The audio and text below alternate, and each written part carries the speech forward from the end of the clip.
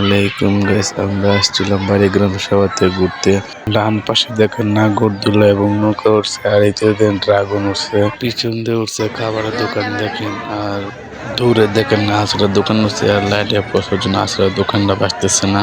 চলুন আমরা বেশি কথা না বলি, নাগরদোলা উঠে যাই। তো নাগরদোলা উঠে আগে আমি একটা কথা বলতে, যারা যারা ভিডিও দেখতেন তারা চ্যানেলটি সাবস্ক্রাইব করে লাইক দেন।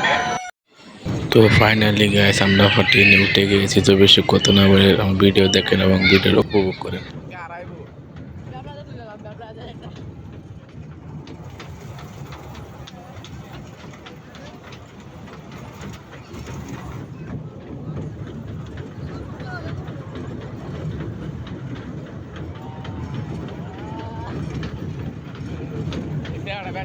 কিচ্ছু করার নাই।